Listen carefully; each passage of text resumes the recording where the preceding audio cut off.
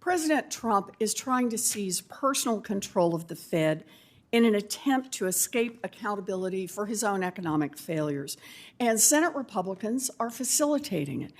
Donald Trump promised to lower costs on day one, but costs are up. He promised a golden age for American workers. Instead, he's wrecked the job market.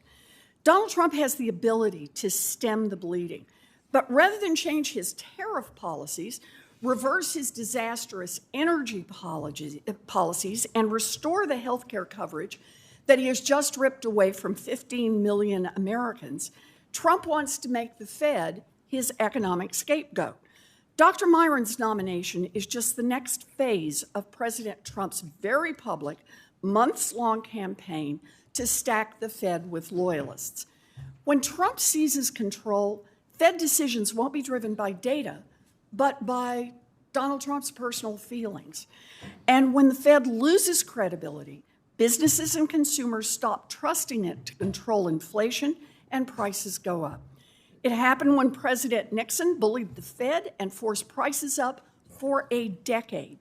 And it's happened overseas when dictators have seized control of their central banks.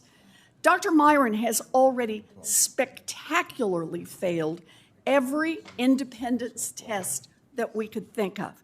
He could not say the words, "Donald Trump lost the 2020 election." Dr. Miran will be the first admitted election denier to sit on the federal board. He is refusing to resign his current White House job. That is ridiculous. One day of serving as the president's chief economist and supposedly independent governor at the Fed would be one day too many.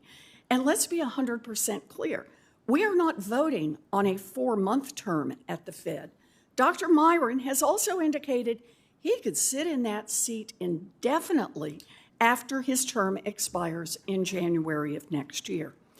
Dr. Miran's so-called leave of absence is a bad joke. He will be sitting down the street from the White House, and he has refused to disclose any of the communications he has with the president or the White House while he's at the Fed. This nomination sets up an obvious Trump loyalty test for Dr. Miran. He knows that every vote he takes determines whether he can go back to his White House job. That is not independence. That is servitude. He will have zero credibility with markets, zero credibility with businesses, and zero credibility with the public if he is confirmed to the board under these circumstances. This nomination is a Trump loyalty test for Republican senators, too. Every senator who spoke at Dr. Miran's confirmation hearing said they supported Fed independence. If it's true that you believe in independence, then you should vote no. And I know it's not easy. It wasn't easy for me when I voted against President Biden's choice to run the Fed.